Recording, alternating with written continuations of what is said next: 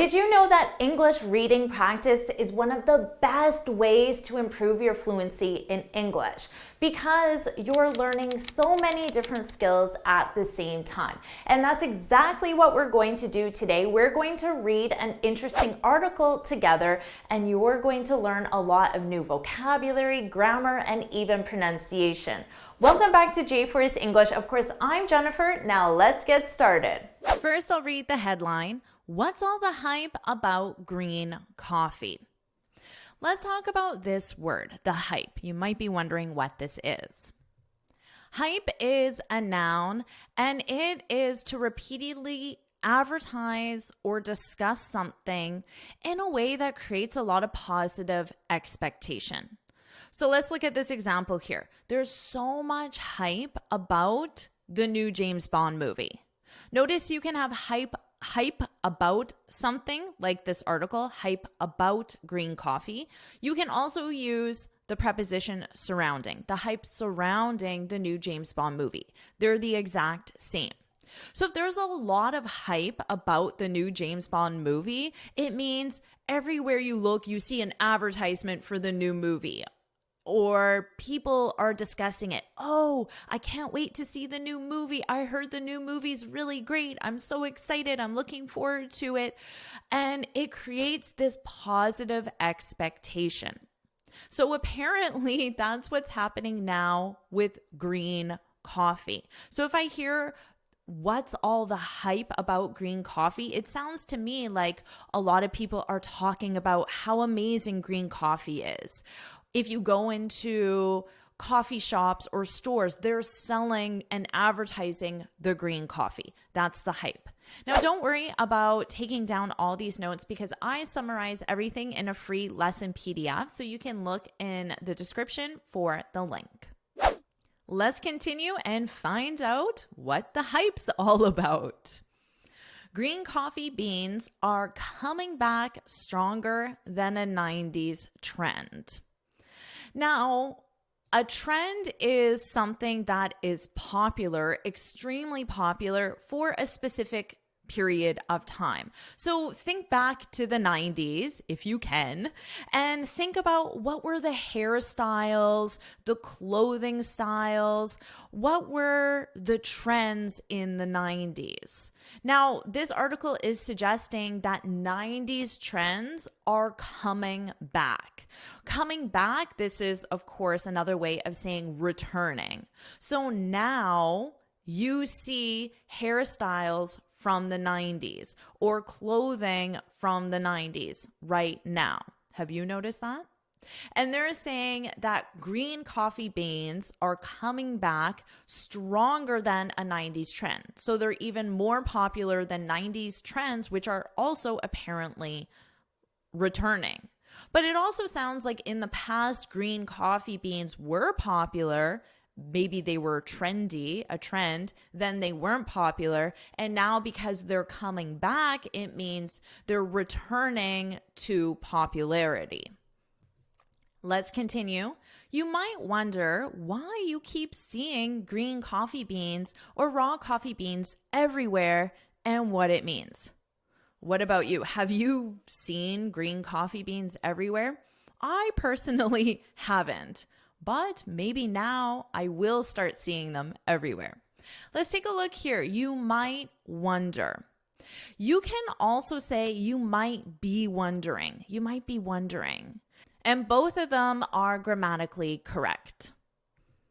So if you say you might be wondering, the emphasis is on right now. Right now, you might be wondering. You might wonder why. This sounds like more in general, but ultimately they are both grammatically correct. Personally, I would use this one in this context because I feel like the emphasis should be on right now because it's not in general you wonder this, is right now as you're reading this article. But just remember that that's just a personal preference. Both of them are grammatically correct and it's just how you want the person to interpret it.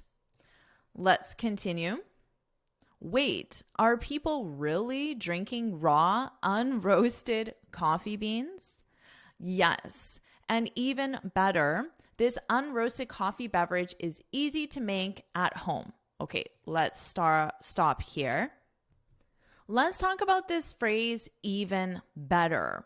This is used when you want to emphasize that what comes next is better than what was previously said, although they're both good. So this is a great way to really emphasize something because you have one positive thing, then you say even better, and then you list another positive thing, and you're putting more emphasis on the second positive thing. For example, the promotion comes with a raise. That's positive. And even better, I can work from home. So this tells the person that you actually value working from home more so than a raise, which means more money. Maybe because you have young children at home and it's way easier for you to work from home, and that is a better scenario than just getting a little bit more money. So, and even better. The and is optional. You can say and even better or just even better. And even better, this unroasted coffee beverage is easy to make at home. Are you enjoying this lesson? If you are, then I want to tell you about the Finally Fluent Academy. This is my premium training program where we study native English speakers from TV, the movies, YouTube, and the news so you can improve your listening skills of fast English, expand your vocabulary with natural expressions, and learn advanced grammar easily. Plus, you'll have me as your personal coach. You can look in the description for the link to learn more, or you can go to my website and click on Finally Fluent Academy. Now let's continue with our lesson. And even better, this unroasted coffee beverage is easy to make at home and comes with loads of health benefits. Loads is another way of saying a lot of or many health benefits. Just be careful with that of, because if you use many, you don't need of, but a lot of, loads of. I have loads of emails to read, for example. The only thing better than a new trend is a new trend that is good for your body. So they're saying it's positive that we have a new trend, and it's even better to use this again. So the second point is stronger, and it's even better that the new trend is good for your body. Green coffee beans are regular coffee beans that have not been roasted. So here you finally learn what green coffee beans are, have not been roasted. So you could also say that have not been roasted, or you can say that are unroasted, You could also say raw. Are regular coffee beans that are raw, are unroasted, that have not been roasted. They taste like a mix between herbal tea and coffee. So if you have a mix between, it means some of the taste is herbal tea and some of the taste is coffee. That would be a mix between. And they're using between because they're specifying the two items. Let's continue. Now we come to the benefits, the loads of health benefits. Chronic inflammation is a key factor in arthritis, cancer, diabetes, and autoimmune diseases. First, let's talk about a key factor. Here, key means important. Now, factor is a situation that has influence. So here, the factor is chronic inflammation. Chronic, when describing a health condition, a health problem, chronic means that it continues for a long time. So inflammation, not just temporarily, it's chronic inflammation. It's always there, and it was there years ago, and most likely it's going to be there years in the future as well. That's chronic. Chronic inflammation is a key factor in, and then the specific health conditions: arthritis, cancer, diabetes, and autoimmune diseases. Treating inflammation. So notice you treat an illness. If you treat an illness, it means you want to reduce it. You want to improve the health of the person by reducing the illness or the symptoms. That's treating the symptoms. Treating inflammation can prevent and treat life-threatening diseases and makes for a more comfortable quality of life. Let's talk about this verb right here, and makes for a more comfortable quality of life. Why do you think that this verb has an S on it? Do you know? Why does this verb have an S on it? It's because when you have this and, you need to go back because the subject of the sentence is how you would conjugate the verb that comes after and. So this verb that comes after and relates back to treating inflammation. So this, treating inflammation, this is the subject of the sentence because this is our first verb. Now, can is a modal verb, so you don't conjugate it. That's why there's not cans, because you don't conjugate it. It's a modal verb. But treating inflammation makes for a more comfortable quality of life. That alone is a complete sentence. So this, treating inflammation, this as a subject is it. It makes for a more comfortable quality of life. I made those notes for you. Now let's continue. Raw, unroasted coffee beans. So here we see the raw coffee beans, unroasted coffee beans. Those are the green beans. Raw, unroasted coffee beans have both antioxidant and anti-inflammatory. Notice how you say the word anti and then you say the next word. So oxidant, antioxidant, anti-inflammatory. Antioxidant and anti-inflammatory properties that can benefit our bodies in the long and short term. So long term, there's no set definition for what length of time that is, but maybe that could be 6 months, 1 year, but it could also be 5 years or 10 years or 20 years. So it can be in the near future or in the later future. And short term, there's also no specific time for that. It could be 1 week, 1 month, 6 months, 1 year. It just depends on the context. So let's look at this sentence. What are your short-term and long-term goals? Very common question. Now, in this case, short-term is an adjective, and that's why you see it with this dash. It describes what the goal is. It gives more information.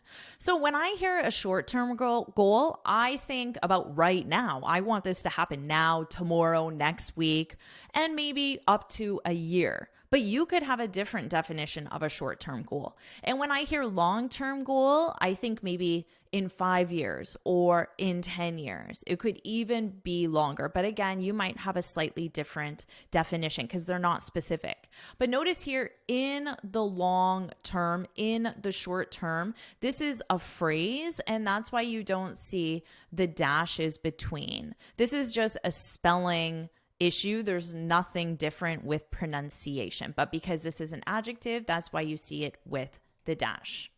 So that's in the long and short term. And it's very common to discuss both long term and short term with your health and also with things like goals and priorities. So those are the health benefits. Now you're probably wondering, how can you make green coffee? So let's look at the directions. Gently rinse 1 cup of green coffee beans, then place in a pot. Now notice for directions, I'll ask you before I tell you, what verb tense is being used here? Gently is not a verb tense. Gently is an adverb. So we can ignore the word gently and we can look at the verb. And what verb tense is being used and why? It's the imperative. The imperative verb tense is the verb tense we use with directions. Now, you need to know that for the imperative, you don't have a subject and you use the base verb. So in this first step, you have two verbs, both in the imperative. Rinse 1 cup of green coffee beans, gently, gently rinse. Place in a pot.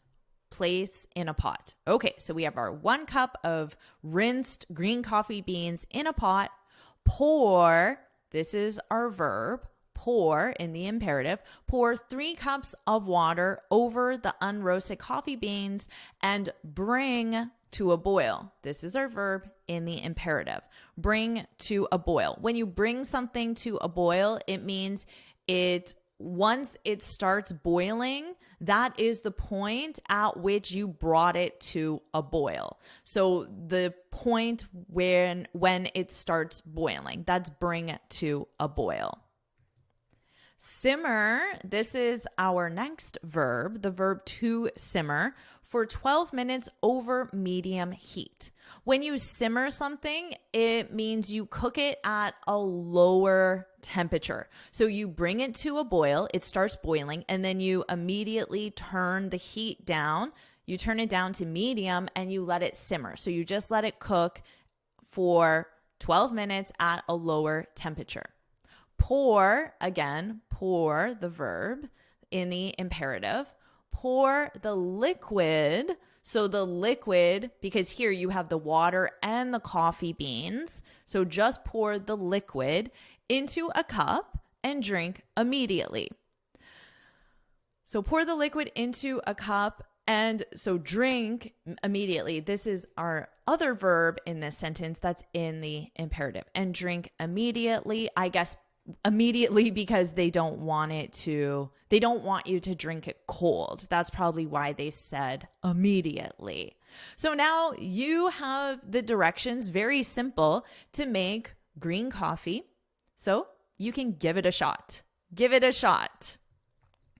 Give it a shot. This is a great expression.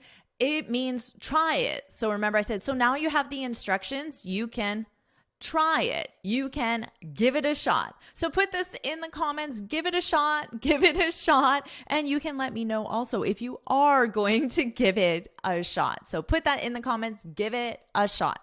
So that is the article. So what I'll do now is I'll read the article from start to finish and this time focus on my pronunciation. Let's do that now. What's all the hype about green coffee? Green coffee beans are coming back stronger than a 90s trend. You might wonder why you keep seeing green coffee beans or raw coffee beans everywhere and what it means. Wait, are people really drinking raw, unroasted coffee beans?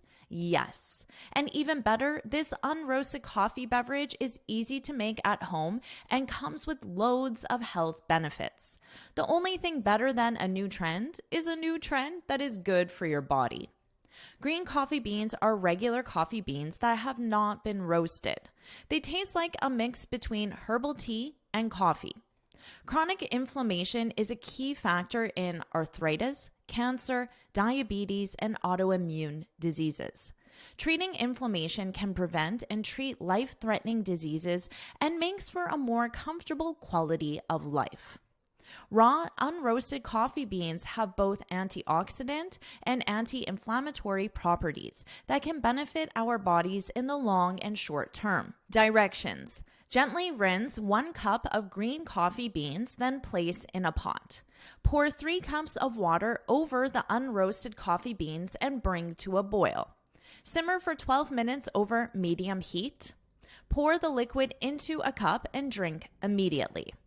Now I have green coffee beans right here because my husband roasts his own coffee. So here's some of the coffee that my husband roasted. So how about I follow the directions and make a cup of green coffee for the very first time? As you can see, I just brought the water to a boil. Now I'm going to reduce the heat and let it simmer for 12 minutes. And here is the green coffee. This is the very first time I'm going to drink this, and honestly, I'm not really looking forward to it because it did not smell very good when I was making it. But here it goes.